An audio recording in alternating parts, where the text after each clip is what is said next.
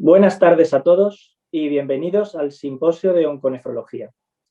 Antes de pasar a la presentación de los ponentes, me gustaría recordar que ya está activa la plataforma para que vayan enviando sus preguntas a lo largo de las charlas y que tanto mi comoderador, el doctor Manuel Macía, del Hospital Nuestra Señora de Candelaria de Tenerife, como yo, que soy Borja Quiroga, del Hospital Universitario de la Princesa, iremos revisando periódicamente para afrontar en la discusión. La primera ponente es la doctora Carmen Mir, urooncóloga del Instituto Valenciano de Oncología y experta en urología oncológica, donde presenta una intensa producción científica.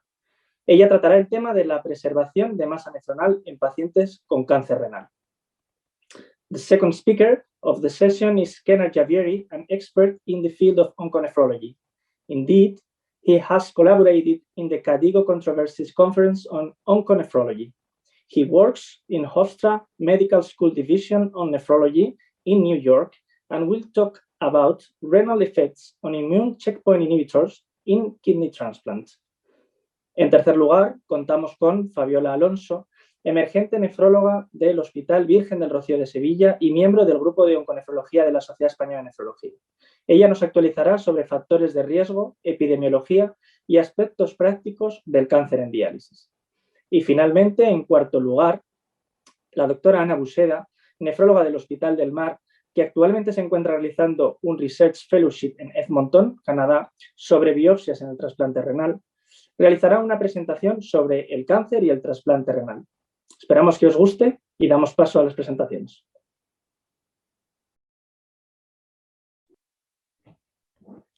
Buenas tardes, mi nombre es Carmen Mir y soy urooncóloga en el Servicio de Urología de la Fundación del Instituto Valenciano de Oncología en Valencia, España.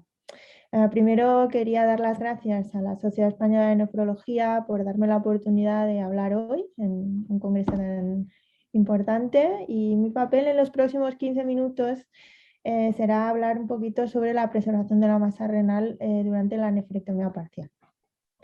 No tengo ningún conflicto de interés para la presentación actual.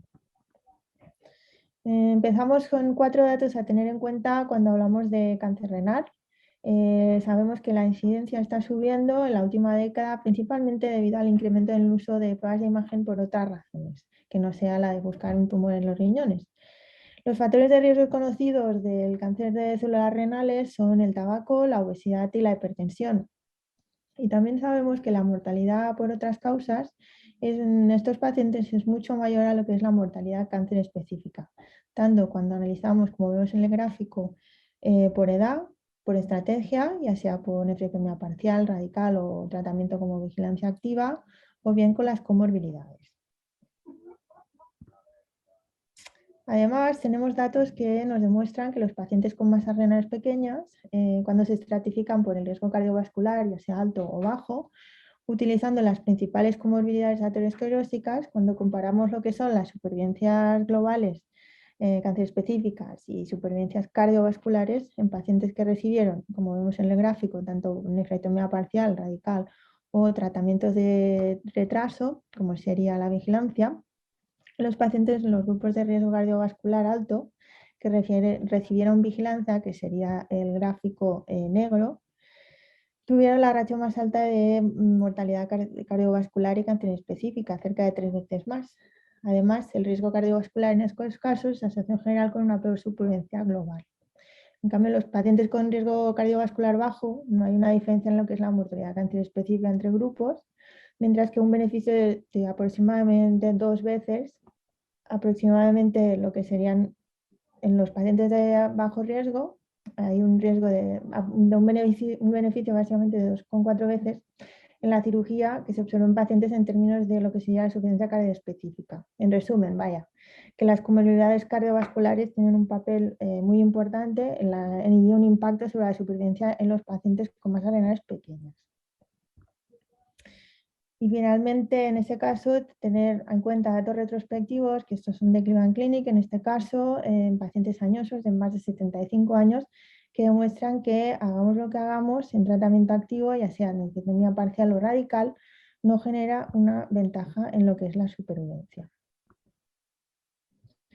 a recordar un par de elementos, básicamente que el cáncer de células renales incluye un amplio abanico de subtipos histológicos originados en diferentes localizaciones de la nefrona, como vemos en la gráfica, y que determinan de forma relevante lo que es el pronóstico de la enfermedad. Y también recordar que cuando estamos hoy hablando de cáncer de células renales, estamos básicamente hablando solo de masa renal pequeña, es decir, tumores de menos de 4 centímetros. Varios factores influyen en nuestra decisión como urólogos a la hora de decidir el tipo de cirugía, que son factores propiamente del paciente, como la edad, la comorbilidad, si toma anticoagulantes o cómo está el otro riñón, si ha tenido otras cirugías o si tiene riesgo de COVID en este caso. La presencia de insuficiencia renal crónica o proteinuria también son importantes, ¿no? Hay otros factores como son específicos del tumor, ya sea la complejidad, el tamaño, el patrón de crecimiento, si es hacia lo que sería la pelvis renal. Y finalmente hay factores del medio propio en el que nos encontramos, ya sea tipo el hospital en el que actuamos o si tenemos un sistema multidisciplinar. Todos esos factores influyen en el tratamiento al paciente un poquito para obtener el mejor resultado y la mejor preservación del nefrón. Los factores que contribuyen a la función renal a largo plazo después de una nefrectomía parcial son múltiples y hay factores modificables y no modificables. Entre los factores modificables, los más conocidos son la preservación de parénquima renal y el templio de isquemia. No modificables serían básicamente las comorbilidades. Actualmente tenemos evidencia clara que el papel del parénquima preservado es primario a la hora de determinar la función renal después de la nefrectomía parcial, ¿no? La isquemia parece que durante la cirugía solo representa una pequeña parte de lo que será la última función renal. La decisión del urólogo para hacer una cirugía abierta o mínimamente invasiva, básicamente hoy en día robótica, ha cambiado mucho en los últimos años, ya que hemos pasado de hacer casos más complejos con cirugía abierta a hacer el 99% de nuestros casos sí podemos con robótica, ya que la robótica nos aporta una mejor preservación de lo que sea la función renal, de masa renal, con menores complicaciones y menor coste a largo plazo, básicamente por disminución de reingresos. Es muy fácil de entender. Básicamente, un paciente antiguamente le hacíamos una lumbotomía que era dolorosa y con mucho riesgo de ventración y sobreinfección, y todo eso se evita con la robótica. En relación al parénquima renal, sabemos que aproximadamente entre un 25 y un 30% de los pacientes que vamos a hacer una nefrectomía parcial tienen una insuficiencia renal crónica de base, ¿no? Y que la probabilidad de desarrollar una insuficiencia renal crónica, la peor, es mucho mayor si le hacemos una nefrectomía radical que si hacemos una parcial. A largo plazo, si miramos, por ejemplo, este estudio de los datos de SER, Estados Unidos, sabemos que en pacientes añosos con insuficiencia renal precoz y masas renales pequeñas hay una mejoría en la supervivencia en caso de que hagamos una nefrectomía parcial. Pero, ¿qué pasa? Si miramos prospectivamente, lo único que tenemos es un ensayo randomizado que compara los resultados oncológicos y funcionales en pacientes con masas renales localizadas que recibieron tanto nefrectomía radical como nefrectomía parcial.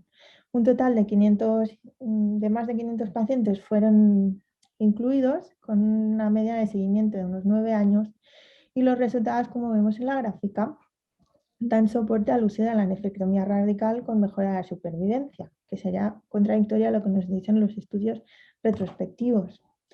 Además, en este ensayo, si miramos a largo plazo, se demuestra que no hay una mejoría de la supervivencia tampoco en pacientes con insuficiencia renal severa. Como vemos las gráficas, al final, a los 10 años, tienden a unirse en el seguimiento.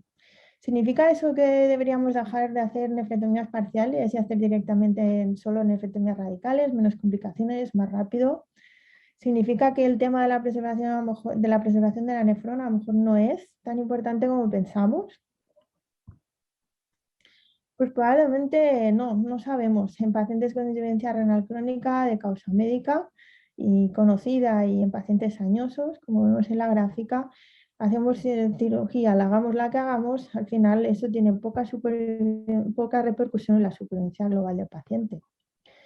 Lo importante muy probablemente es diferenciar el tipo de insuficiencia renal crónica asociado a esa cirugía, como vemos en este análisis, otra vez de Cleveland Clinic, que es un análisis retrospectivo en pacientes con insuficiencia renal crónica inducida por la cirugía, tienen un descenso de la función renal mucho menor y con un menor impacto en la insuficiencia global, que sería parecido a los pacientes que no tienen insuficiencia renal.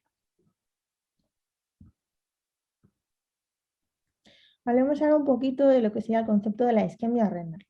Es el otro factor modificable que juega un papel secundario ya conocido en la función renal final después de la nefrectomía parcial. A recordar que el gol estándar cuando hacemos una nefrectomía parcial es el clampaje completo de la arteria principal. ¿No? La arteria renal, como sabemos, tiene dos ramas, una anterior y una posterior. La anterior es más principal, representa el 75% del aporte sanguíneo. Y luego hay varias arterias segmentarias y terminales que son muy importantes a la hora de la preservación del parénquima porque pueden generar más o menos isquemia.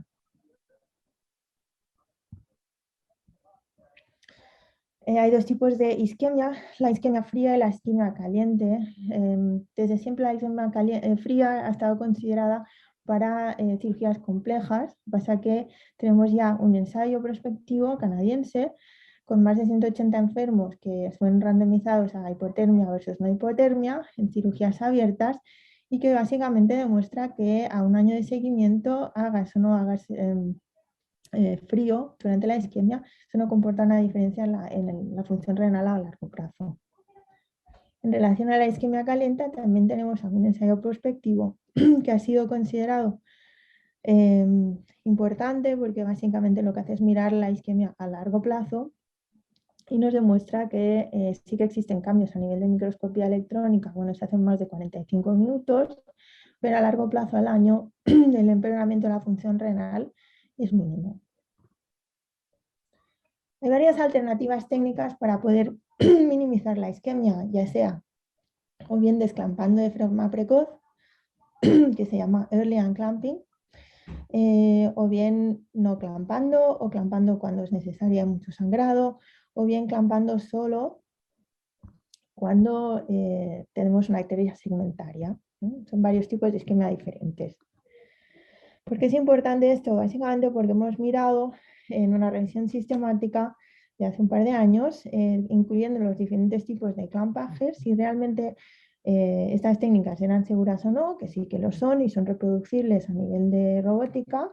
Lo que pasa que a corto plazo sí que parecen no favorecer los resultados de función glomerular, pero a largo plazo, que aportan más riesgo de complicaciones, no generan una mejora en la filtrado glomerular al año.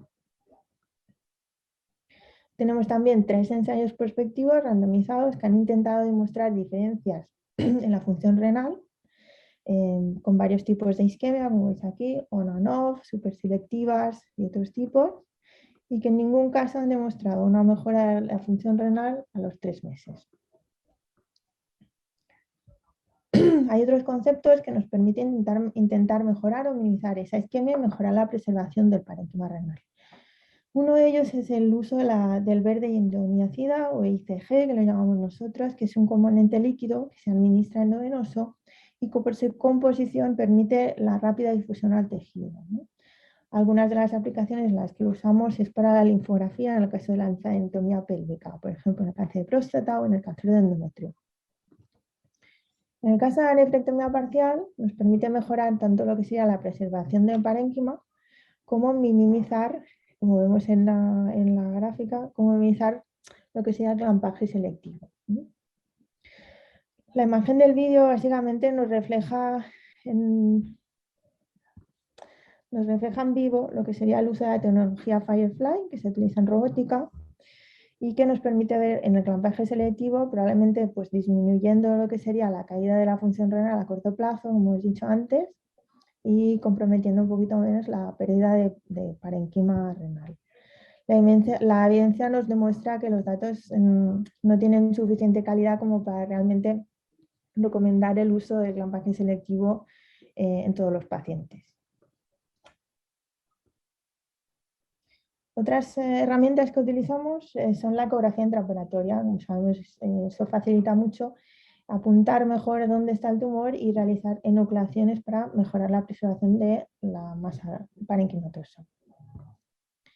La reconstrucción en 3D también nos ha facilitado muchísimo la cirugía, ya que nos permite tener una reconstrucción mental y física de lo que sería el tumor para intentar apurar muchísimo más y preservar más masa renal. Y ya el último avance sería lo que llamamos la realidad aumentada. Y básicamente lo que permite es en vivo la superposición de las imágenes vasculares con la ecografía y el corte. Por eso permite una mejor navegación, más segura y facilita muchísimo más la nucleación, sobre todo en nefremias parciales complejas de alto riesgo.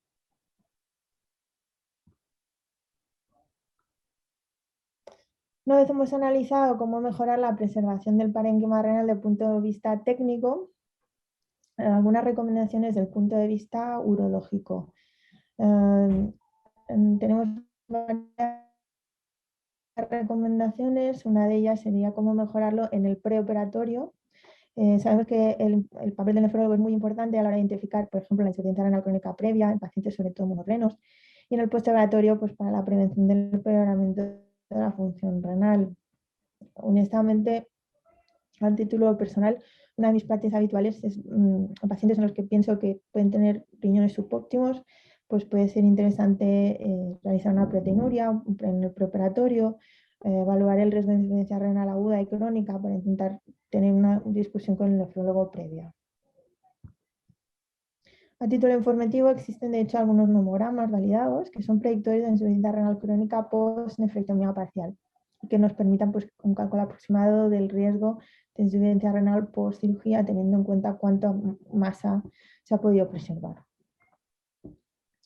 A recordar de la charla de hoy, básicamente que la preservación del parénquima renal post-nefrectomía parcial juega un papel primordial en la función renal posterior a la cirugía, que la cirugía robótica y los avances tecnológicos como la realidad aumentada nos han permitido mejorar mucho esta preservación del parénquima renal y disminuir los tiempos de isquemia y sobre todo el papel del nefrólogo en el contexto peroperatorio que es clave para mejorar la función renal a largo plazo.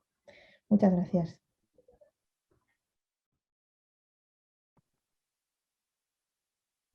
Hello, everybody. Today, I will be talking about immune checkpoint inhibitors in the kidney transplant patient. Thank you for the invitation. Here are my disclosures, nothing related to this topic. As you know, malignancy is a major cause of death after kidney transplantation. If you look here, dialysis patients versus transplant patient, malignancy forms a good amount, almost 17%. This is also from the USRDS. And death due to malignancy doesn't decline, hasn't declined in the last few years. This is an old slide, but even recently published data show that in transplant patients, malignancy is a major cause of death. Cancer immunotherapy has really revolutionized the therapy for cancer patients, as you all know. And what it does is basically takes the immune system and targets the tumor rather than chemotherapy, which attacks the cancer. Here, the immune system is activated to attack the tumor. So here you have the T cell activation and inhibition by your CT80 and CTLA4, and there's always an inhibitory pathway that will not let your T cell get activated. That's CTLA4. So if you inhibit the inhibition, that is basically immunotherapy. And the same with PD-L1 and PD-1. So basically, you have an activation of the T cell constitutively without any negation. That's CTLA4 antagonist, and similar to that, PD-1 and PD-L1 antagonists. So you basically are making the immune system more active by activating the T cell more, and that's how these drugs work and then kill the tumor cells. And these are the ones that are available for use, ipilimumab, which is CTLA4, PD-1 inhibitor nivolumab, and pembrolizumab, and some of the newer ones below. But those first three are the ones that most of us end up seeing. As nephrologists, we should know that these drugs, as they activate the immune system, are going to cause itises or inflammation everywhere, like myocarditis, colitis, pneumonitis, thyroiditis, and you name it. As a result, nephritis. And one of the first studies showed, if you look here on the extreme right, the incidence of checkpoint inhibitor-related AKI or AIN is almost 3%, okay? 2 to 3% is the range. And proton pump inhibitors are actually the risk factor. And this is a more recent study. By the time this is aired, this will be published. And this actually looked at a multi-center international cohort of 429 patients with checkpoint inhibitors with and control without inhibitors, found that the risk factors actually were, PPIUs, other extrarenal manifestations of checkpoint inhibitors, and a low GFR. And the re-challenge, 20% actually developed more AKI. So, but the most common kidney biopsy finding is AIN, if you look at 82.7% of the patients. So that is the IDIS you get. And there are some glomerular diseases you can see with checkpoint inhibitors, classically podocytopathies, like minimal change in FSGS, but the most common actually is pauciimmune vasculitis. Here's a case. A 57-year-old woman with disease donor transplant 15 years ago was receiving standard immunosuppression with calcineurin, MMF, and prednisone. She presents with metastatic cutaneous small squamous cell cancer. The oncologist decides to use PD-1 inhibitor, nivolumab. What is the best strategy to have good tumor response, but also prevent graft loss? So can we stop all with anti-rejection meds except for steroids and start PD-1 inhibitor? Do we decrease anti-rejection agents to 2 and start PD-1 inhibitor? Change calcineurin to mTOR inhibitor, stop MMF, and do mini pulse of steroids at the start of PD-1 inhibitor therapy. So this is the holy grail of transplant, and this has really brought it in the front. These drugs, as you can imagine, they are activating immune systems. If you look back in the last maybe decade or so, there have been case reports after case reports and case series and meta-analysis showing that these drugs cause cellular and antibody-mediated rejection in the kidney transplant patients, okay? But how can we prevent that rejection? And what do we do to help these patients at the same time that when they get these cancers? Because these drugs are very effective, okay? So the safety of these agents, if you look at anti-CTLA-4, ipilimumab really has not caused as much rejection. And these have been multiple case reports. Nivolumab and Pembro has shown to cause more rejection. The first case was reported in NEJM 2016. When you look at pooled case series and meta-analysis, the rate of acute rejection is around 30 to 40%. And the association between rejection episode and overall survival is unclear. And there's really no study that had looked at efficacy of these drugs in kidney transplant population.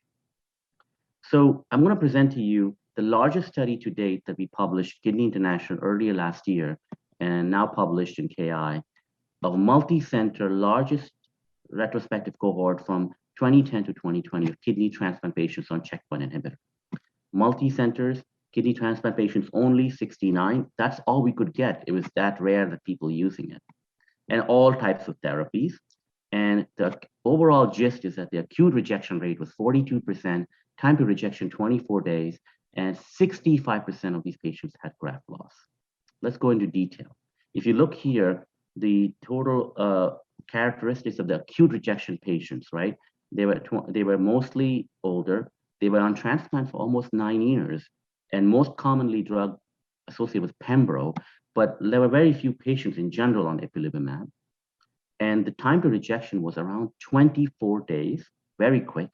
And the most common was acute cellular rejection in a mixed variant. And you can see the time frame here, how quickly you're seeing this rejection happen within weeks of starting the therapy.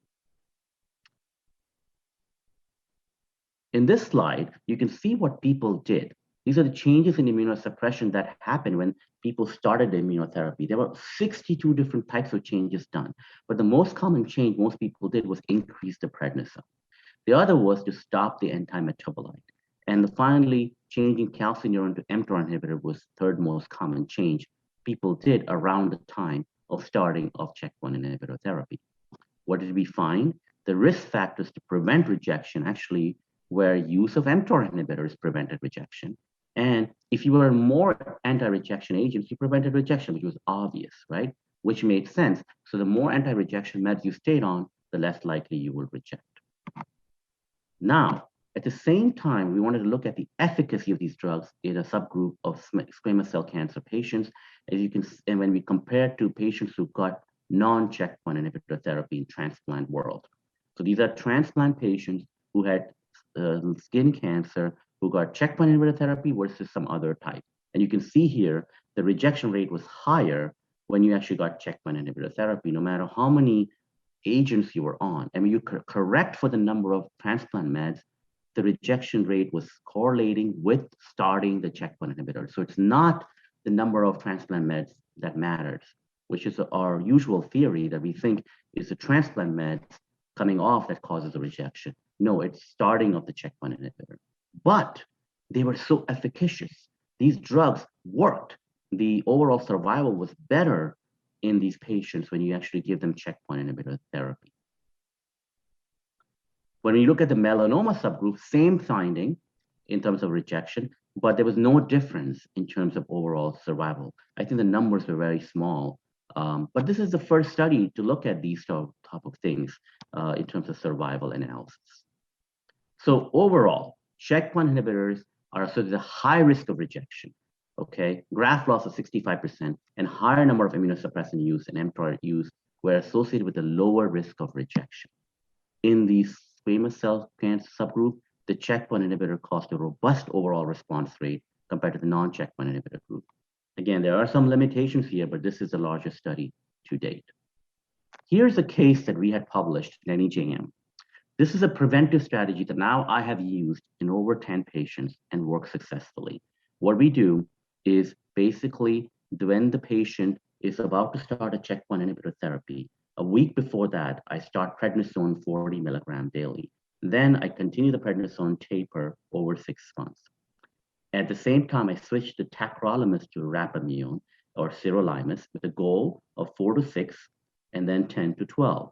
And so far, this has led to no rejection in most of my patients and a good tumor response, as you can see here at the same time. It goes along with a theory that if you keep the number of immunosuppressions on board, maybe just stop the MMF, just continue tacro or change to mTOR and just increase the steroids a little bit, you actually can prevent the rejection, at the same time not affect the efficacy of the cancer.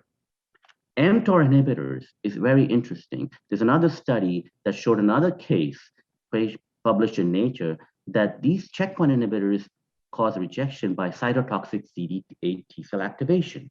And somehow the pembro rechallenge with sirolimus did not allow the off-target effect to happen in the kidney.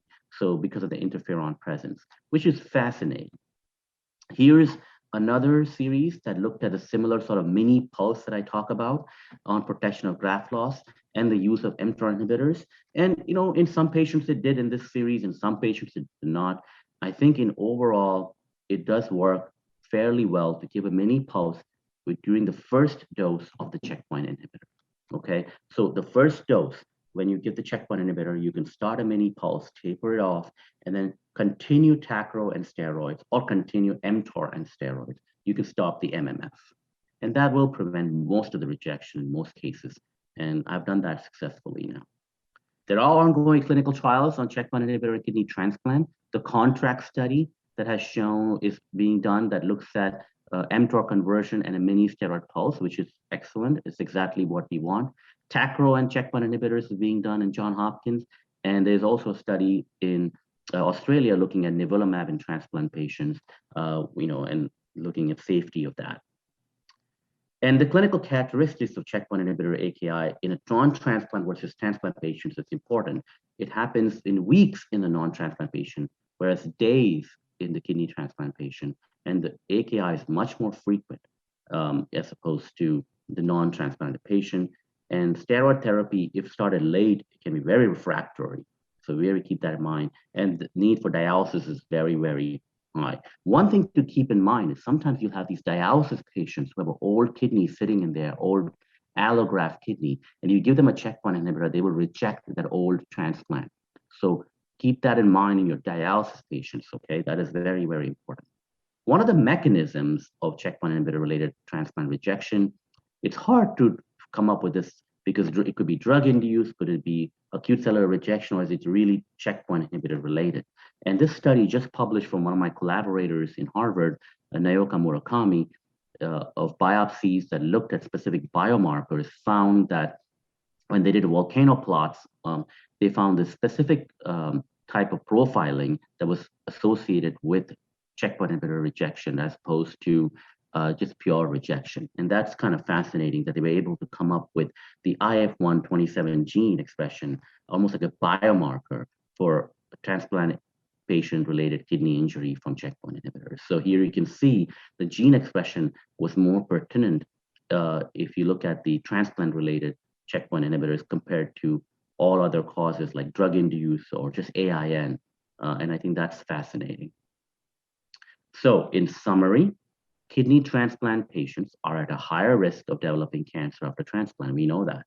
Immune checkpoint inhibitors associated with acute rejection is almost 30 to 40%, but it does improve cancer outcomes. It's really important to have a patient-centered decision-making with multidisciplinary team, to make these decisions. And I think these mini steroid pulse with, mTOR conversion can be very, very useful to prevent rejection. And I would like to thank my collaborators who actually were part of that consortium paper in Kidney International, really led by Naoka Murakami as the first author from Harvard. And I will thank you just to let me speak at your society. This is my Twitter and this is my email if you have any questions.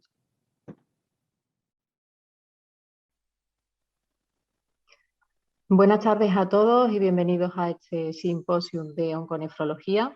Agradecer a la organización y a la SEN la invitación a participar en él y me gustaría hablaros esta tarde de cáncer en diálisis. En 1975, los ya tan conocidos Bill Gates y Paul Allen fundan la empresa Microsoft. Desde entonces hasta ahora ha sido una empresa que ha revolucionado el mundo de la tecnología y ha introducido el mundo virtual y de los dispositivos personales en nuestras vidas. Y precisamente en ese año, 1975, tiene su aparición el primer artículo en el que se describe un aumento de la incidencia de cáncer, de malignidad, durante el desarrollo de enfermedad renal crónica. Pero no es hasta muchos años después cuando tiene lugar aparición el primer estudio contemporáneo que relaciona enfermedad renal crónica y cáncer, que fue el estudio belga IRMA, ya clásico en la onconefrología, y en el que se describía cómo en pacientes diagnosticados con cáncer se describía una prevalencia de un filtrado por debajo de 90 mililitros por minuto estimado por MDRD de un 53% de esos pacientes, con las implicaciones que ello conllevaba en un alto porcentaje de uso de fármacos potencialmente nefrotóxicos con necesidad de ajuste para filtrado glomerular. Y es que sabemos que la relación entre enfermedad renal crónica y cáncer es compleja.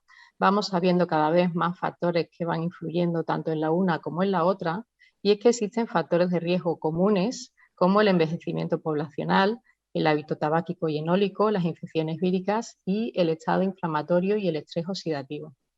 Y respecto al desarrollo de cáncer, respecto a enfermedad renal crónica, se encuentran los factores como la inmunosupresión acumulada, una baja tasa de filtrado glomerular y la aparición de proteinuria. Estas situaciones van a conllevar a un aumento de un estado proinflamatorio, a una activación del sistema renina-angiotensina y a una disfunción endotelial.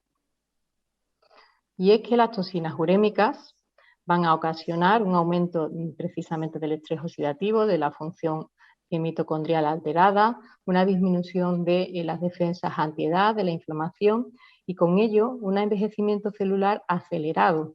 Estos son factores que se han demostrado como de riesgo para el desarrollo de cáncer. En el caso del trasplante renal se suman otros factores de los que posteriormente nos hablará la doctora Buxeda, en los que existen una inmunogenicidad alterada, un estado de inmunosupresión debido a las terapias utilizadas en el trasplante renal y la posibilidad de presencia de virus oncogénico para el posterior desarrollo de cáncer. Vamos viendo en los distintos estudios que van surgiendo de que la relación entre el filtrado glomerular y el desarrollo de cáncer sigue una forma en J, siendo mayor el riesgo de desarrollo de cáncer cuando el filtrado glomerular cae por debajo de 30 mililitros por minuto.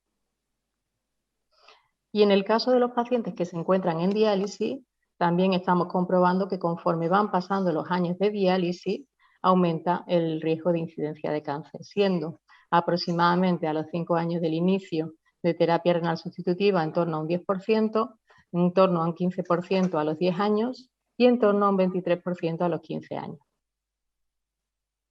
Debemos de tener en cuenta de que la población en diálisis que tenemos es una población envejecida y, según cifras que aporta la Sociedad Española de Oncología Médica todos los años, según los informes de las cifras del cáncer en España, a partir de los 65 años aumenta de forma exponencial el riesgo de desarrollo de cáncer. Respecto a los tipos de tumores más frecuentemente implicados, se encontrarían los de tracto urinario, como digo, muy frecuente conforme el filtrado glomerular baja, seguido posteriormente por el cáncer renal y los tumores hematológicos. Estamos llevando a cabo un estudio retrospectivo observacional en nuestro medio en pacientes incidentes en diálisis con diagnóstico de neoplasia, en un periodo de tiempo transcurrido entre 2015 y 2020, desde el grupo de onconefrología. La N hasta el momento recogida es de 489 pacientes con una media de edad de 70 años. Y respecto a las características de los pacientes, el 74% de ellos son varones o eran varones, el 19% había recibido algún tipo de inmunosupresión previa, prácticamente todos eran hipertensos, un 48% eran diabéticos, el 28% de ellos eran fumadores o habían sido fumadores y aproximadamente un 3% de los pacientes pues, habían tenido algún tipo de infección relacionada por virus de la hepatitis C, VIH o virus B. Y el estado basal respecto a la proteinuria media de los pacientes era en torno a 2,5 gramos. Respecto al tipo de cáncer, respecto al tipo de etiología de la enfermedad renal crónica, la más frecuentemente implicada fue la diabética y la intúbulo-intersticial, seguida por posteriormente la vascular y la glomerular. Cuando vemos la prevalencia de este grupo de pacientes respecto al total de los incidentes en diálisis en los distintos años, nos encontramos con que el número parece que permanece estable en el tiempo, desde el año 2015 hasta el año 2020. Aproximadamente en torno a un 15% de los pacientes habían presentado alguna historia o antecedente de desarrollo de cáncer. Y centrándonos un poquito en el aspecto de la neoplasia, el tiempo transcurrido medio desde el diagnóstico de la enfermedad renal crónica hasta el diagnóstico de la enfermedad tumoral fue de media en torno a unos 5,6 años y la mayor parte de los pacientes fueron diagnosticados de manera previa al inicio de diálisis, un 75% de los pacientes. En el momento del inicio de la diálisis, un 31% de los pacientes tenía la neoplasia en estado activo, es decir, pues se encontraba o en seguimiento o bajo algún tipo de tratamiento, y un 15% de ellos tenían metástasis en algún sitio. Y respecto al tipo de tumor, prácticamente la mayoría fueron tumores sólidos, si bien desglosando por tumores nos encontramos con que en relación a los estudios previamente publicados también en nuestro medio, el tipo de tumor más frecuentemente implicado fue el urotelial de vejiga, seguido por el de riñón en cáncer renal, el de próstata y finalmente el más frecuentemente implicado fue el de colon. Respecto al seguimiento, en el periodo estudiado un 5,7% de los pacientes se trasplantaron, siendo en estos casos los cánceres implicados el cáncer renal, el de próstata y el mieloma, y un 29% de los pacientes fueron éxitos durante el seguimiento, siendo la causa tumoral la más frecuentemente implicada, seguida por la cardiovascular y la causa infecciosa. Por lo tanto, nos encontramos con pacientes en diálisis con un riesgo incrementado de cáncer. Debemos de realizar, por tanto, un screening para intentar identificar de manera precoz este tipo de cánceres. Lo primero que se recomienda o que recomiendan algunos autores es evaluar la idoneidad para el screening del paciente. Esto quiere decir que el paciente tenga una esperanza de vida media superior a 10 años, que sea un paciente elegible para trasplante renal o que cumpla criterios específicos de algunos de los tipos de cánceres o de algunos de los screening específicos de algunos tipos de cáncer, como el cáncer de mama, el cáncer de colon, el cáncer de pulmón, el cáncer cervical o el cáncer de próstata. ¿Y qué sucede con el screening del cáncer genitourinario, ya que precisamente es uno de los más frecuentemente que nos encontramos en esta población? Pues debemos de nuevo evaluar la idoneidad para el screening viendo si existe una esperanza de vida media también superior a 10 años, si el paciente es elegible para el trasplante de renal, y si es así, se debe de iniciar el screening a los 3 años de inicio de diálisis, repitiendo las pruebas de imagen aproximadamente cada 2 o 3 años, sin haber un consenso específico de qué prueba de imagen puede ser la utilizada, pero recomendándose la ecografía por ser poco invasiva. También debemos de tener en cuenta que en diálisis existen test diagnósticos que pueden dar lugar a falsos positivos como la sangre oculta en heces, la mamografía y algunos marcadores tumorales. Esto debemos de tenerlo en cuenta cuando realizamos precisamente este tipo de pruebas a nuestros pacientes. Si bien sí se consideran válidos el PSA total, la alfa-fetoproteína y la hormona gonadotropina coriónica. Nuestros pacientes en hemodiálisis ya sabemos que tienen una elevada mortalidad. De hecho, la mortalidad de algunas mujeres y de algunos varones en diálisis es superior a la mortalidad de pacientes diagnosticadas, por ejemplo, en el caso de las mujeres de cáncer de mama o cáncer colorectal, o en el caso de los varones de cáncer de colorectal o cáncer de próstata.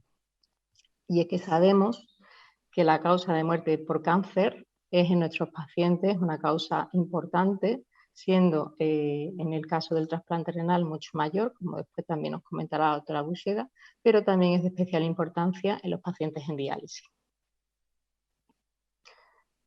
Por tanto, algunos autores abogan a reconsiderar los tiempos de espera o de contraindicación temporal para entrada en lista de espera de trasplante renal, ya que si bien es cierto que los pacientes trasplantados tienen o pueden tener un mayor riesgo de desarrollo de cánceres, cuando el paciente se trasplanta existe un beneficio a nivel de mortalidad. También, si bien es cierto que las últimas guías CADIGO, sin embargo, no han modificado los tiempos de espera de contraindicación temporal en la mayor parte de los tipos de cáncer que fueron publicadas el pasado año. Siguen siendo aproximadamente de 2 a 5 años, excepto los tumores de bajo grado, el de próstata Gleason por debajo de 6, el de piel superficial no melanoma y el tumor renal por debajo de 1 centímetro. Un par de aspectos prácticos: el uso de agentes estimuladores de la eritropoyesis en pacientes con enfermedad renal crónica y cáncer. Sabemos que existen riesgos y existen beneficios. Respecto a los riesgos, un mayor riesgo trombótico, un posible empeoramiento de la hipertensión, un aumento de la mortalidad y un riesgo de posible progresión tumoral, que en algunos estudios se ha demostrado, pero en otros no. Y los pacientes en diálisis o con enfermedad renal crónica.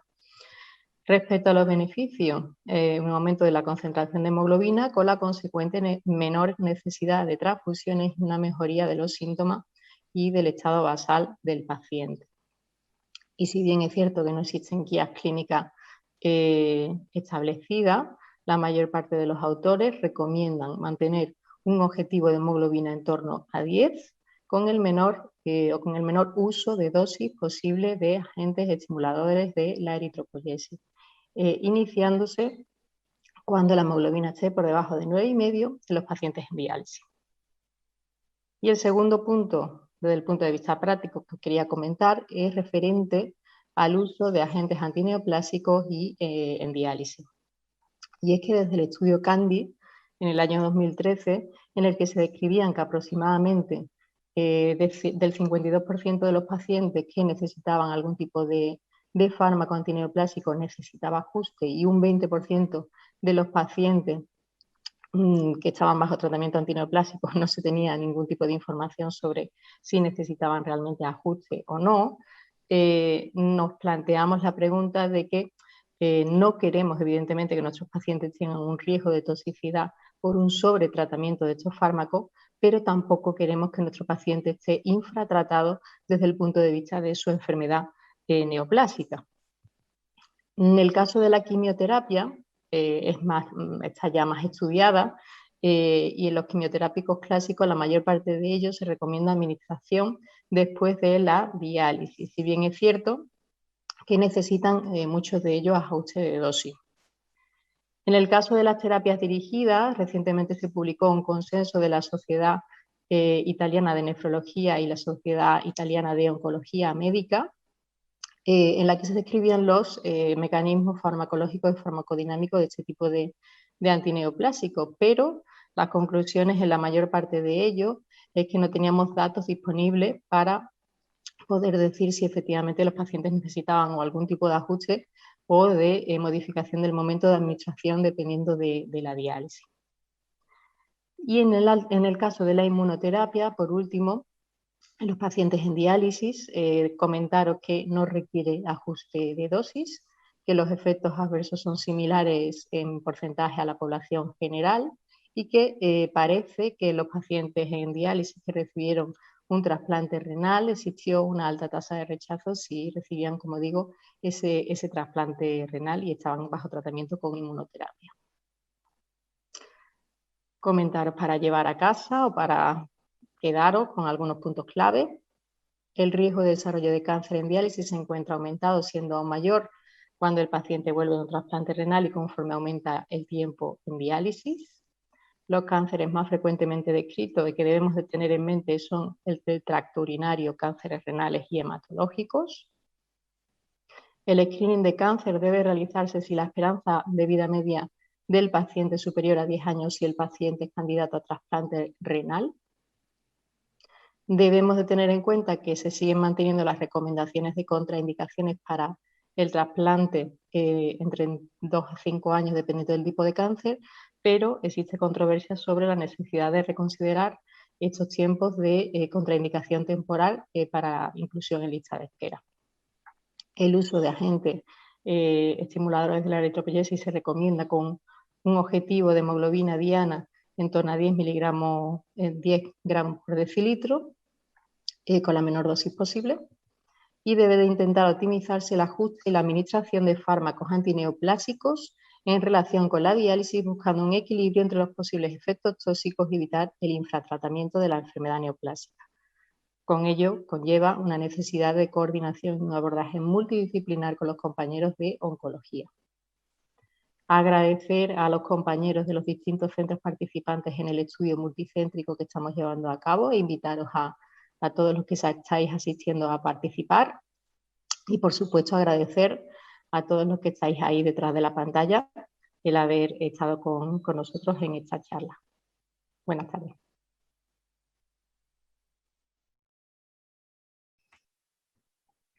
Vale. Buenos días, mi nombre es Ana Buxeda y soy nefróloga del Hospital del Mar de Barcelona. Para finalizar este simposio de actualización en onconefrología, os voy a hablar de cáncer y trasplante renal. No tengo nada que declarar y este es el índice que vamos a seguir durante la charla. Bien, empezaremos hablando sobre la incidencia de cáncer en el receptor de trasplante renal. El aumento de la incidencia de cáncer en pacientes trasplantados está bien establecido. Diferentes estudios han mostrado que hasta el 10% de receptores de trasplante desarrollarán cáncer tras 10 años de inmunosupresión y hasta un 27% de los receptores lo desarrollarán a los 20 años de seguimiento, con un riesgo global de 2 a 4 veces más cáncer en comparación con la población general. Y no solo esto, sino que además existe una infraestimación de la incidencia de cáncer en los registros. En este estudio americano, por ejemplo, los autores compararon la incidencia de cáncer entre el registro americano de cáncer y el de trasplante. La sensibilidad estimada para la identificación del cáncer en el primero fue del 84,3%. Sin embargo, en el registro de trasplante la sensibilidad estimada bajó hasta el 52,5% y por lo tanto hay un porcentaje importante de pacientes trasplantados con cáncer que quedan sin identificar en los registros. ¿Y cuáles son los factores de riesgo de cáncer en el paciente trasplantado? Pues tenemos factores de riesgo modificables y factores no modificables. En cuanto a los factores modificables, sabemos que el más importante es el efecto global de todos los fármacos inmunosupresores que recibe el paciente, y hablaremos de ello más adelante al comentar las estrategias para reducir el riesgo. Sin embargo, hay otros factores no modificables que hay que conocer de cara a la mejor estratificación del riesgo en nuestros pacientes. En primer lugar, sabemos que a mayor edad la incidencia acumulada de cáncer en números absolutos va aumentando, igual que pasa con la población general. Esto es importante debido a que hay un incremento progresivo de la edad en los receptores de trasplante renal y, por lo tanto, cada vez trataremos con más receptores añosos con mayor riesgo de cáncer. Sin embargo, tal y como muestra de manera muy ilustrativa estos gráficos a partir de datos del registro ANSData, la tasa de cáncer en receptores de trasplante equivale a la tasa de cáncer en gente no trasplantada entre 20 a 30 años mayor. Así, por ejemplo, como veis en la gráfica de la izquierda, una mujer trasplantada de 25 años tiene una tasa de cáncer equivalente a la de una mujer de 55 años de edad en la población general. Y lo mismo pasa con la cohorte masculina, como podéis ver en la gráfica de la derecha. En cuanto al sexo, los datos son algo contradictorios. Por ello, nuestro grupo recientemente realizó una revisión de cómo el sexo afecta al riesgo de desarrollar y morir de cáncer tras un trasplante renal. Y lo que vimos es que las mujeres tienen significativamente más probabilidades que los hombres de ser diagnosticadas de cáncer en edades más jóvenes, especialmente antes de los 45 años. En la franja de edad de entre 45 y 54 años no había diferencias en la incidencia entre sexo. Y en receptores mayores de 55 años, los hombres tenían una probabilidad de ser diagnosticados de cáncer mayor, aunque este aumento no fue significativo. El aumento en la incidencia de cáncer no es igual tampoco en todos los tipos de cáncer. Al analizar la tasa de incidencia estandarizada según la localización del cáncer, los estudios muestran un aumento importante de la incidencia en aquellos cánceres relacionados con infecciones, como por ejemplo el síndrome linfoproliferativo o el cáncer ginecológico. Y también en aquellos cánceres relacionados con la enfermedad renal crónica, como son los urológicos, como se muestra en la parte superior de la gráfica. Sin embargo, los cánceres más comunes en la población general, como son el colorectal o el de pulmón, solo están ligeramente incrementados, y otros, como el de próstata o el de mama, mostrados en la parte inferior de la gráfica, presentan un riesgo similar al observado en la población general. ¿Y qué pasa con la incidencia de cáncer según la evolución de la función renal? Pues este es un estudio muy ilustrativo de Yannick y colaboradores a partir de datos del Registro Americano de Trasplante, que muestra la variación de la incidencia de cáncer según la función o disfunción del injerto. Como podéis ver, aquellos cánceres que se han relacionado con infecciones, como por ejemplo el sarcoma de Kaposi, síndromes linfoproliferativos, cáncer de cérvix, cáncer anal o el hepático, así como aquellos cánceres relacionados con la inmunosupresión, como el melanoma o el pulmón, están más aumentados en periodos de injerto funcionante, en los que por lo tanto el paciente está más inmunodeprimido debido al tratamiento que recibe. Sin embargo, los cánceres relacionados con la enfermedad renal crónica, como el de riñón, vías urinarias o tiroides, están más incrementados en periodos de injerto no funcionante y vuelta a diálisis. Sabemos que la inmunosupresión post-trasplante juega un papel muy importante en el desarrollo de cáncer en el receptor renal, pero también el haber recibido inmunosupresión previo al trasplante aumenta la incidencia de cáncer. Este es un estudio de nuevo con datos australianos que reportó un incremento del riesgo global de cáncer de hasta un 60% en aquellos pacientes que habían recibido una terapia inmunosupresora previo al trasplante. El tiempo en diálisis es otro factor de riesgo de cáncer post-trasplante, sobre todo en aquellos pacientes que han estado más de 4 años y medio en terapia renal sustitutiva y de forma más evidente cuando se evalúa el riesgo de cáncer de tracto urinario. Como podéis ver, hay muchos factores de riesgo de cáncer que además difieren según la localización del tumor. Por ello es esencial conocerlos bien de cara a realizar un buen seguimiento post-trasplante y detectar la neoplasia de forma precoz. Nosotros en el Hospital del Mar realizamos un estudio hace unos años evaluando la incidencia de cáncer no piel post-trasplante. De 925 pacientes, el 11,7% presentaron un cáncer y de ellos el 25 pacientes presentaron un síndrome linfoproliferativo y 83 pacientes un cáncer de órgano sólido. Dentro de este último grupo, el cáncer de pulmón fue el que observamos con más frecuencia, con un 30% de los casos, seguidos del de próstata, vejiga, riñón propio y ginecológico. De forma similar a otros estudios, observamos que hasta un 20,7% de los receptores presentaban cáncer a 20 años, con un tiempo medio de seguimiento hasta el diagnóstico de cáncer de 7,4 años. La tasa de incidencia estandarizada de cáncer fue mayor en las mujeres cuando se comparó con la población general en Cataluña. Concretamente, las mujeres presentaban un 80% más cáncer que las mujeres de la población de referencia. En cambio, la tasa de incidencia estandarizada en hombres, esta fue del 1,2 y no resultó significativa. Analizamos también la incidencia estandarizada de cáncer según la localización y el sexo y vimos que el cáncer más frecuente en mujeres era el ginecológico, seguido del de pulmón y el síndrome linfoproliferativo, como se muestra en rojo a la izquierda de la tabla. En varones, en cambio, fueron el de vejiga, el síndrome linfoproliferativo y el de riñón propio, mostrados en la derecha también en rojo. Los cánceres más comunes en la población general, como el de próstata, colorectal, mama, no estaban aumentados en los receptores de trasplante comparado con la población general. ¿Y qué sabemos de la mortalidad por cáncer? Pues si nos vamos a datos del Instituto Nacional de Estadística, el cáncer es la segunda causa de mortalidad en España, tras la cardiovascular, al menos antes de la pandemia del coronavirus. En el paciente trasplantado, el cáncer sigue manteniendo este segundo puesto, solo precedido por la causa cardiovascular. Cuando se compara los resultados observados en trasplante con los de otras técnicas de terapia renal sustitutiva como la hemodiálisis o la diálisis peritoneal, observamos una diferencia importante en la mortalidad por cáncer, siendo mucho mayor en el paciente trasplantado y por lo tanto en tratamiento inmunosupresor. En general, los estudios muestran una mortalidad de 2 a 4 veces mayor que en la población general. Esta elevada mortalidad puede explicarse por la mayor incidencia de cáncer en esta población de riesgo y la menor efectividad de las terapias contra el cáncer en pacientes inmunodeprimidos. Además, el diagnóstico de cáncer se produce en estadios más avanzados debido a la mayor agresividad biológica causada por los efectos de la inmunosupresión. Al analizar más detalladamente la mortalidad según las características del receptor, los estudios muestran una mayor mortalidad global en varones comparado con mujeres, como se muestra subrayado en rojo. Sin embargo, el riesgo relativo de muerte por cáncer es mayor en mujeres cuando se compara con la población general, siendo prácticamente 3 veces mayor el riesgo. En cuanto a la edad, se ha visto que la tasa de mortalidad por cáncer está aumentada en todos los grupos. Sin embargo, el riesgo relativo de muerte por cáncer comparado con la población general es mayor en la población más joven, tal y como podéis ver marcado en rojo.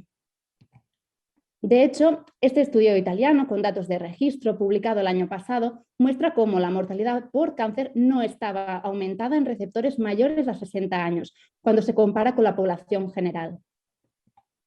La tasa de mortalidad estandarizada también varía según la localización, siendo mayor en algunos tipos de cáncer como el linfoma no-Hodgkin, el cáncer de riñón propio o el melanoma, como podéis ver en la parte superior de la gráfica.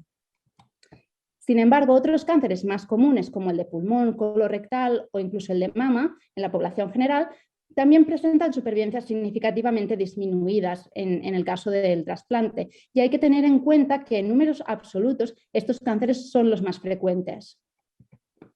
En nuestra cohorte, el conjunto de pacientes con cáncer post-trasplante mostró una supervivencia mucho menor comparada con los pacientes que no desarrollaron cáncer. De hecho, a 10 años la supervivencia fue del 89,9% en los receptores sin cáncer versus el 10,7% en aquellos pacientes que desarrollaron cáncer. La supervivencia del injerto censurado por la muerte, en cambio, no mostró diferencias estadísticamente significativas en ambos grupos. Finalmente, comentar que el año pasado se publicó este estudio que evaluó los cambios en la incidencia y resultados de cáncer a lo largo de 30 años en más de 100.000 pacientes trasplantados renales en Estados Unidos. Sin embargo, observaron que los datos de incidencia y muerte de cáncer en órgano sólido en esta población no han mejorado. Solo se observó una mejoría en los resultados de mortalidad y pérdida del injerto en el linfoma no-Hodgkin. Seguidamente voy a dar alguna pincelada de las estrategias para reducir el cáncer en la población trasplantada renal. Bien, la oncogénesis y el comportamiento tumoral en el trasplante de órganos sólidos es multifactorial y suele involucrar multitud de factores de riesgo en el mismo paciente. En primer lugar, el estado urémico crónico favorece la carcinogénesis. En segundo lugar, existen factores de riesgo comunes que en la población general. Además, la exposición global o acumulativa de la inmunosupresión altera la inmunovigilancia antitumoral y la actividad antiviral y puede potenciar efectos cancerígenos de otros agentes como la luz solar. Finalmente, las infecciones virales, incluyendo los virus herpes, hepatitis, papiloma, etc., están claramente relacionadas con algunas neoplasias. Como hemos comentado previamente, muchos de estos factores son modificables. Sin embargo, sí podemos incidir sobre la inmunosupresión que reciben nuestros pacientes. La inmunosupresión puede facilitar la carcinogénesis mediante la disminución de los mecanismos implicados en la inmunovigilancia o mediante daño directo al ADN. Sin embargo, el efecto de cada fármaco en el riesgo de cáncer es controvertido y se estima que el aumento en el riesgo de cáncer puede ser mediado por el efecto global del conjunto de todos los fármacos inmunosupresores y el tiempo de tratamiento más que por un agente por sí mismo. En nuestra cohorte, sin embargo, observamos que la inducción con timoglobulina se asoció a mayor riesgo de cáncer y que, por lo tanto, podía ser un factor de riesgo modificable para reducir el cáncer en nuestra práctica clínica. Aunque es verdad que en este estudio incluíamos pacientes de periodos de tiempo muy diversos, desde el año 79 hasta el 2014, nosotros hemos desarrollado estrategias para disminuir el uso del fármaco, como por ejemplo la mejor estratificación del riesgo inmunológico. En este conocido estudio de OPES, en cambio, se vio que en periodos de tiempo más actuales la timoglobulina no mostró un mayor riesgo para el desarrollo del linfoma no-Hodgkin, que es con el que más se había relacionado. Y recientemente el grupo de McAdams de Marco tampoco observó diferencias en la incidencia de cáncer post-trasplante según el tratamiento de inducción recibido y la edad del receptor al analizar datos del registro de Estados Unidos. La mejor estrategia a considerar en cuanto a la optimización de la inmunosupresión es el uso de los inhibidores del mTOR. De hecho, estudios de registro han evidenciado que estos fármacos en monoterapia o en combinación reducen el riesgo de cáncer de nuevo post-trasplante. Pero además, estos resultados han sido plasmados en diversos metaanálisis, como este trabajo español de la doctora Nuria Montero, liderado por el doctor Julio Pascual, que reporta hasta un 49% menos cáncer cuando se comparan las estrategias de inhibidor del mTOR más uso reducido del inhibidor de la calcineurina comparado con inhibidor de la calcineurina más miclofenolato. Para acabar, otra estrategia para reducir el riesgo, en este caso la mortalidad por cáncer, es el screening. Sabemos que el cáncer es una limitación importante para lograr resultados óptimos en trasplante, puesto que su incidencia es alta y conlleva un mal pronóstico. Por lo tanto, nuestra actuación en los programas de trasplante debe ir dirigida a la prevención y al cribado para asegurar una detección temprana. Las guías de práctica clínica recomiendan programas de screening de rutina en los pacientes trasplantados. Sin embargo, excepto en el cáncer de piel, donde el screening anual está ampliamente aceptado, el resto de recomendaciones son generalmente extrapoladas de las realizadas en la población general. Por lo tanto, el screening solo se recomienda de forma extensiva en cáncer de mama, cérvix y colorectal. En lista de espera, las últimas guías CADIGO recomiendan realizar una tomografía computarizada de baja dosis de radiación para el screening de cáncer de pulmón en pacientes de más de 55 años con un alto índice tabáquico.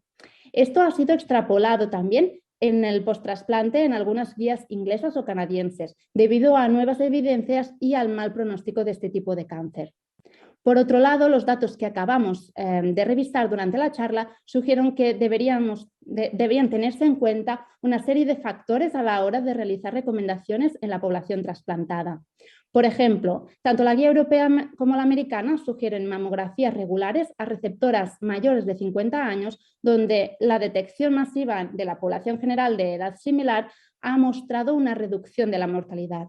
No obstante, el riesgo para las mujeres receptoras de trasplante en comparación con la población general es mayor en edades más tempranas. Por ello, sería necesaria una revisión más detallada que evalúe si el screening tiene beneficios similares en todas las edades y sexos en trasplante comparado con la población general. Para concluir, la incidencia acumulada de cáncer en la población trasplantada es aproximadamente del 10% a 10 años y más del 25% a 20 años post-trasplante. La inmunosupresión es el factor más determinante.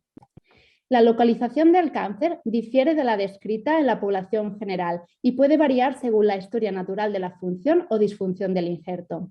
Hay una mayor incidencia de cáncer relacionada con virus e inmunosupresión en injerto funcionante y una mayor incidencia de cáncer relacionada con la enfermedad renal crónica en injerto no funcionante. El cáncer es la segunda causa de mortalidad en el receptor de trasplante. De hecho, la mortalidad está aumentada entre 2 y 3 veces comparado con el paciente con cáncer no trasplantado. Se ha reportado una mayor mortalidad global en varones y edad avanzada, pero el riesgo relativo de muerte por cáncer comparado con la población general es mayor en mujeres de edad joven. En la actualidad no existe una estrategia terapéutica bien establecida para reducir el cáncer de órgano sólido post-trasplante. Sin embargo, algunos estudios y metaanálisis indican que los inhibidores del mTOR podrían disminuir la incidencia de cáncer entre un 30 y un 50% por sus propiedades no inmunosupresoras antineoplásicas. Finalmente, el screening post-trasplante debe ser similar al de la población general según los datos actuales, aunque son necesarios más estudios. Muchas gracias.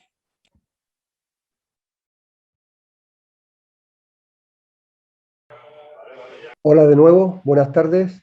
Estamos de nuevo aquí, Borja y yo, para moderar ahora el turno de preguntas. Quisiera dar las gracias y felicitar a todos los ponentes porque ha quedado poco pendiente de saber del cáncer en estos pacientes. Y bueno, las preguntas han ido surgiendo. Solamente indicar que el doctor Javeri no se puede conectar ahora, pero me dijo que le podemos mandar las preguntas por mail. Y como toca un tema que también Ana pues, ha hecho referencia, pues le he hecho la pregunta a él que me ha contestado y también te la haré a ti, ¿de acuerdo? Hay muchas cuestiones que surgen. En primer lugar, bueno, vamos a empezar por el orden de los ponentes, ¿no? La doctora Mir. La verdad que ha sido impresionante las novedades que has mostrado de cómo abordan ahora este tipo de tumores, ¿no? La tecnología añadida a la cirugía, ¿no? Eso veo que tenéis ahí muchos datos. Un par de cuestiones surgen aquí. Una, por un lado, eso, si habéis notado ese cambio, no solo en el pronóstico del paciente y del manejo de su cáncer, sino en las complicaciones de todo tipo que puedan surgir con las tecnologías nuevas y con esa posibilidad de nefrectomías parciales. Y la otra pregunta que surge es, que has comentado en un momento que todavía, bueno, los cuidados posoperatorios o la prevención, las medidas de prevención, saber un poco cómo hacéis vuestra coordinación con los nefrólogos para esa prevención de los posibles pacientes de alto riesgo, ¿no? Porque todos tienen comorbilidades y no es fácil, no suele ser una cirugía sencilla, ¿no? Bueno, muchas gracias por las dos preguntas. Pensé que la parte técnica sería interesante porque probablemente desde el punto de vista de la nefrología es algo que siempre probablemente no tratáis, por eso pensé que era interesante meterlo. En términos de cambios en las complicaciones, sin duda, sí.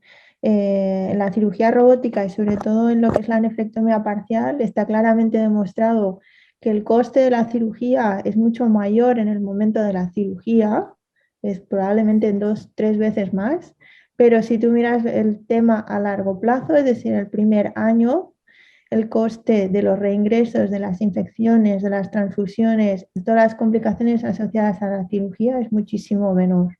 Por tanto, sí, la cirugía robótica en el caso de la nefrectomía parcial ha generado un cambio muy importante, no solo en lo que son las complicaciones de manejo postoperatorio, sino en las indicaciones de las cirugías, porque como habéis visto en los vídeos, permite apurar muchísimo más las indicaciones. A mí honestamente me pasa, con el robot me atrevo, te diría, a hacer casi todo, cosas que por la paroscopia probablemente no me atrevería, que haría por vía abierta, y la vía abierta sabemos que genera muchísimas complicaciones por los accesos, ¿no? La lumbotomía es dolorosa, se ventra, tiene infecciones, etcétera, etcétera. Y en relación a la segunda pregunta, que es cómo nos coordinamos, cómo podemos hacer con nefrólogo, cómo podemos mejorar eso, pues honestamente los urólogos vamos muy retrasados en eso. Muchas veces es un tema en el que cada vez más en nuestros congresos intentamos que entre como topic para que el urólogo piense en ello, ¿no? Piense que vale la pena evaluar al enfermo un poquito mejor antes de meterlo en el quirófano, pero realmente es una cosa que cuesta. Y el problema principal es, como he dicho en la charla, que el 30% de nuestros pacientes que metemos a una cirugía parcial realmente tienen una insuficiencia renal crónica y eso es muy importante y deberíamos evaluarlo, pero sigue siendo costoso, la verdad.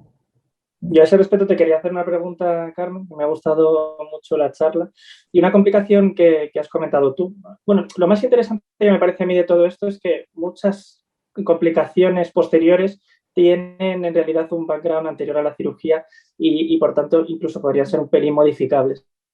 Uno de los factores que me parece relevante, por lo que has comentado también del plampaje y todo esto, son los sangrados y la anemización. ¿Alguna estrategia concreta en ese aspecto preoperatoria para luego evitar las consecuencias de la anemia? No, nosotros en general no hacemos ninguna preparación a no ser, por ejemplo, un testigo de Jehová, en el que probablemente pues, podrías intentar hacer eso, pero honestamente no hacemos ninguna preparación en la hemoglobina para evitar eso, no está contemplado. Muy bien, pues como les decía, las preguntas ahora para el doctor Yaveri, María José, que nos pregunta si en su experiencia recomienda un tratamiento previo al uso de los inhibidores de checkpoint en pacientes trasplantados, un tratamiento previo con prednisona. Entonces, bueno, la respuesta del doctor Yaveri en este caso, bueno, pues hace referencia a una publicación que tuvieron en el New England y él hace que sí, que básicamente los esteroides y los inhibidores de mTOR parecen la terapia preventiva mejor, suspendiendo los calcinurínicos y los MMF. Si pues los pulsos cortos de esteroides podrían ser útiles y después ir reduciendo en 6 semanas. No sé, Ana, también si quieres comentar algo en concreto, eso, un paciente que, por ejemplo, Nivolumab, ¿no? En cáncer de piel, que se usa y estamos usando en muchos sitios, ¿no? Un poco qué estrategia sería.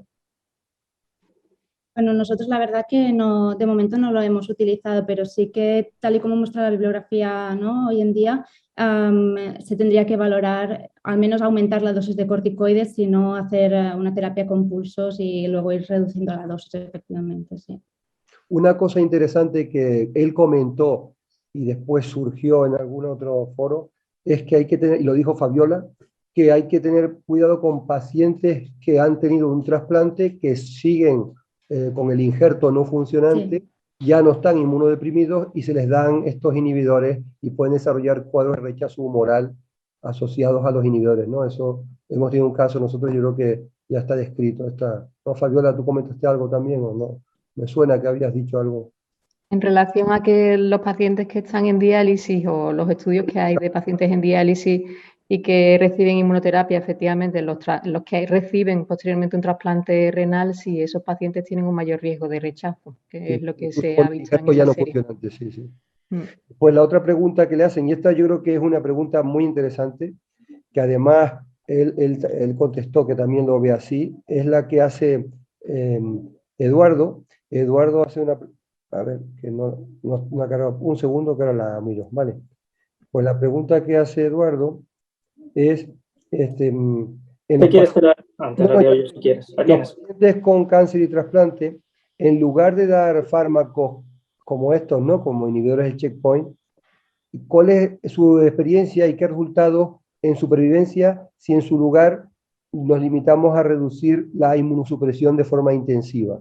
Entonces él dice que es una pregunta, bueno, pues una pregunta interesante, pero desde luego el cáncer va a empeorar si solo se suspende la inmunosupresión o se reduce. Y además que habla que los inhibidores tienen un efecto de respuesta al cáncer altísima, que no era lo conocido por la quimioterapia, ¿no? Todo lo vemos que la inmunoterapia es espectacular, ¿no? Entonces él insiste en que es mejor usar estos fármacos en los trasplantados y manejarse con las reducciones propuestas. No sé si Ana, tú, como has dicho antes, también parece que vas por esa línea, ¿no? Sí, o sea, yo creo que hay que ofrecer al paciente la mejor opción de tratamiento para su tipo de cáncer. Nosotros, alguna ocasión que hemos discutido con los oncólogos, el tipo de tratamiento, sí que ellos, bueno, y también nosotros, son bastante reticentes inicialmente a la inmunoterapia, ¿no? Por el efecto que puede conllevar, pero en cada caso hay que individualizar. Y en los casos en que la inmunoterapia no aporta tanto beneficio según el tipo de tumor, quizás sí que se puede escoger la quimioterapia, pero en los casos en que realmente hay un beneficio importante, pues lo primero siempre es el paciente y por lo tanto habría que monitorizar bien estos pacientes, aumentar el tratamiento con corticoides en todo caso y valorar, empezar con la inmunoterapia. Sí. Porque también son estrategias que no tienen por qué estar reñidas, ¿no? Puedes hacer las dos a la vez y además la reducción de la inmunosupresión en realidad, aunque cuando tienes un tumor lo tienes que hacer, también puede ser una estrategia preventiva y no el tratamiento de los signos de Yo creo que es muy importante también darle al paciente la opción de decirle, usted tiene un tumor X, el que sea, le voy a dar un tratamiento que igual le empeora el riñón, le hace perder el injerto, pero igual le da más supervivencia. Y creo que eso es un debate que es bastante interesante con la aparición de estos fármacos y que el paciente tiene mucho que decir. Sí, exacto. Esto es esencial y de hecho nosotros a veces en algún paciente trasplantado que se le ha diagnosticado algún cáncer, nos hemos reunido con el paciente y con la oncóloga para tomar una decisión conjunta y obviamente la decisión lo que quiere el paciente hay que valorarlo y tenerlo en cuenta lo primero, obviamente. Y hay que explicarle todos los posibles riesgos, ¿no? de cada tratamiento, cómo puede afectar a la función renal o incluso si con los inhibidores del checkpoint pues, hacer un rechazo y cómo lo podemos abordar, ¿no? Y esto lo tiene que tener el paciente claro y decidirlo él, claro. Súper interesante. Yo quería presentar alguna pregunta para Fabiola. Sí, un momento, solamente a raíz de esto, en las guías CADIGO nuevas que las han nombrado, ya ellos indican que cada caso debe ser evaluado en ese entorno, ¿no? Oncólogo, hematólogo, si así fuera. Y yo creo que una estrategia que se puede plantear, y nosotros lo hemos puesto en marcha en nuestro hospital, no hemos podido ahora hacer ninguna, pero los hospitales todos tienen comité de tumores, ¿no? Y entonces hemos establecido que si hay un paciente trasplantado que va a comité de tumores por un tumor, el que sea, vaya un nefrólogo. Y lo mismo uno de diálisis, porque a veces hay una perspectiva de que esos pacientes no pueden soportar o llegar a las máximas niveles de tratamiento debido a esa situación, ya sea la diálisis o el trasplante, ¿no? Yo creo que hay que recordar que son pacientes donde se puede actuar, ¿no? Perdona, Borja. Exacto. Eso es muy importante y de hecho creo que antes costaba un poco, ¿no? que nos invitaran y desde que se han ido llevando a cabo las consultas de onconefrología y hay una mejor relación con los oncólogos y también con los cirujanos así, pues cada vez estamos yendo mucho más a los comités y intentan avisarnos siempre y siempre vamos para dar también nuestro punto de vista, ¿no? Y como decís, los pacientes trasplantados, o sea, obviamente hay que ver la esperanza de vida que tienen, ¿no? Pero hay que dejar claro al resto de especialidades porque no a veces, el paciente renal pues siempre da un poco de miedo, ¿no? Y hay que dejar claro pues que tiene una buena esperanza de vida y que depende básicamente de la esperanza de vida que nos dará la neoplasia, ¿no? Pues sí, qué interesante la verdad lo que estáis comentando del comité, que vayan los nefrólogos. Se debería impulsar además. Sí, Carmen, querías intervenir. Es que hay un tema que me parece interesante que no habéis comentado, que es del punto de vista del urólogo, el manejo del tumor renal en el injerto. No sé si... Todo tuyo. En urología es un tema que siempre es muy controvertido porque de siempre han dicho, vamos a quitar el riñón, se acabó, ¿no? Pero hoy en día las tendencias han cambiado y realmente la evidencia demuestra que se deben tratar como cualquier otro tumor. Una biopsia es algo que se puede hacer, que no es un problema, que es lícito hacer, y una nefrectomía parcial robótica en un paciente que tenga un T1A, que es uno de más de 4 centímetros, es algo viable, hasta un T1B sería algo viable, ¿no? Pero es un tema que en neurología es un tema totalmente tabú. No sé cómo es el nefro, pero Para Fabiola, Carmen, un excelente comentario. Es que para efectivamente como tener una lesión de ese tipo en el trasplante y llevas tanta alerta, tanta ansiedad genera en los equipos, que es verdad que tener una respuesta rápida y de ese estilo, ¿no? Oye, vamos a intentar abordar el problema.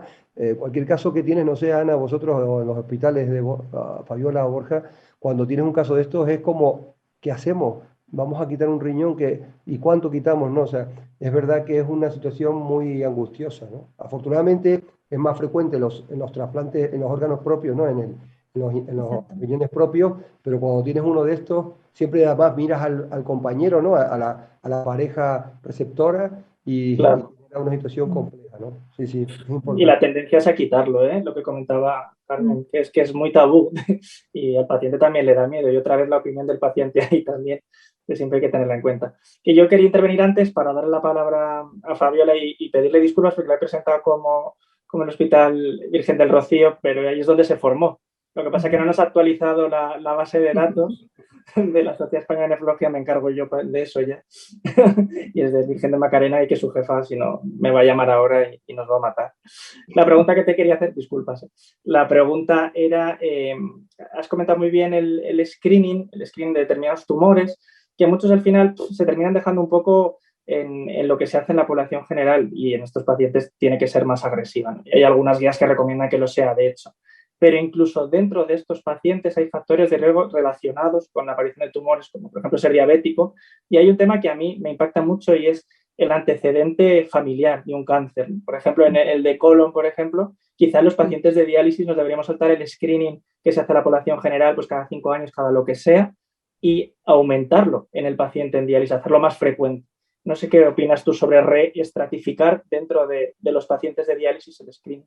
Totalmente de acuerdo, porque una cosa son las recomendaciones que se pueden hacer de manera general, como comentaba en uno de los estudios a los que me refería, de que evidentemente lo primero es evaluar, pues bueno, la esperanza de vida y si el paciente es candidato a trasplante renal o no, pero en el segundo caso, pues evidentemente ya no solamente es el screening, digamos, de manera general, que sería la población general, sino como tú bien dices, pues individualizar también dentro del propio paciente, ¿no? Pues también hay tumores neuroendocrinos que también se han descrito algunas series que pueden ser más frecuentes en la población en diálisis y los colorectales, como también, por ejemplo, salen nuestras series, son más frecuentes. Entonces, pues sí que se debería de tener en cuenta, por supuesto, los antecedentes familiares para intentar individualizar la estrategia de screening en cada paciente. Totalmente de acuerdo.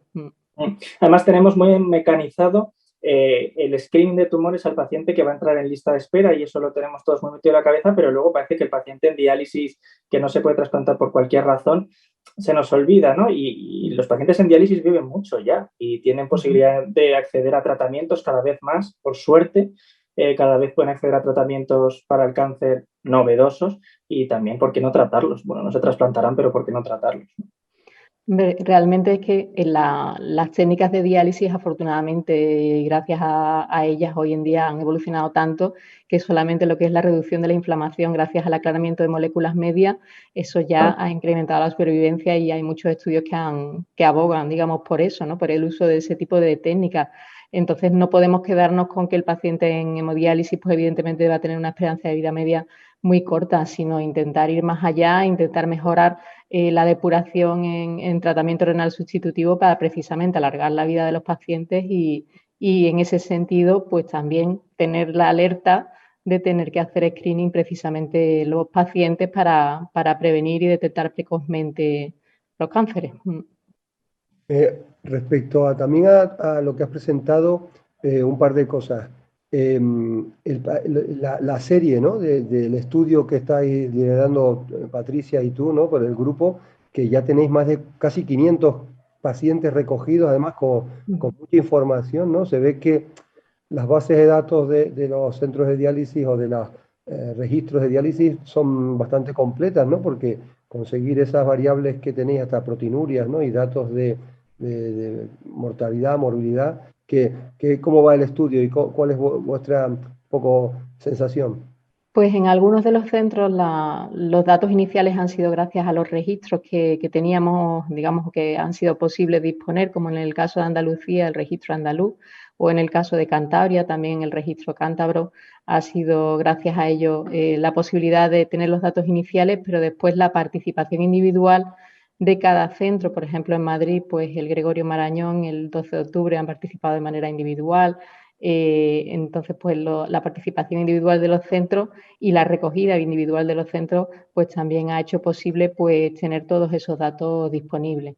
Y realmente nosotros estamos deseando que cualquier otro centro interesado, pues entrando simplemente en la página del grupo de onconefrología, puede ver las bases del estudio y participar, ¿no? Y así por lo menos pues tener una fotografía global, ¿no? de los pacientes que inician diálisis y podemos así saber un poquito en nuestro medio cuál es esa fotografía, ¿no? Si se corresponde con los estudios ya previamente publicados o no, hay variaciones. Nos ha llegado una pregunta justo al chat de Patricia Muñoz y es una pregunta transversal, así que la podéis contestar cualquiera si queréis. Y os pregunta cada cuánto tiempo haréis screening a los pacientes con enfermedades glomerulares en tratamiento inmunosupresor. Yo creo que se refiere, si más acercándose a los de diálisis, más a los de trasplante, más a la población general. Disparad. Bueno, claro, bueno, yo creo que hasta el momento tampoco se puede dar, ¿no?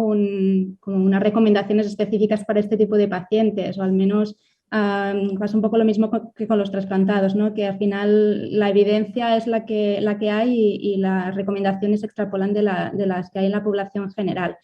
Pero sí que es importante, también refiriéndome a lo que comentaba antes Fabiola, sobre el tema de los screenings, que hay algún estudio, por ejemplo, en trasplante, que es que un estudio de ACUNA del 2017, si no me equivoco, que decía que solo la mitad de los pacientes, alrededor de un 50% de los pacientes hacen screening. Entonces, quizá nos deberíamos primero fijar en que todos los pacientes ¿no? nefrológicos y específicamente aquellos que reciben tratamientos inmunosupresores como los glomerulares, que hagan el screening que les pertoca por población general.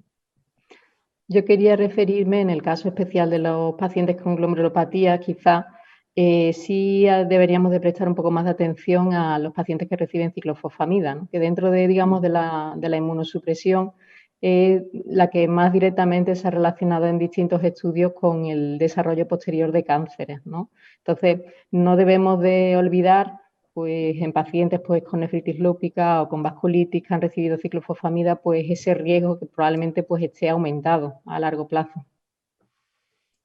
Sí, yo creo que ha quedado ese mensaje muy claro y también el del estudio que estabas liderando tú, Fabiola y Patricia. Yo creo que hay que animar desde aquí a todas las sociedades regionales, a todos los registros, porque es una información importante y yo creo que vale la pena. Finalmente, bueno, agradecer a Borja y a todos los ponentes, ha sido excelente. El doctor Yaveri, contaremos con los urólogos en los congresos, espero que ellos cuenten con nosotros. Y vamos, continúa el congreso. Un abrazo y gracias. Muchísimas gracias. Gracias a todos. Adiós, hasta luego. Hasta luego.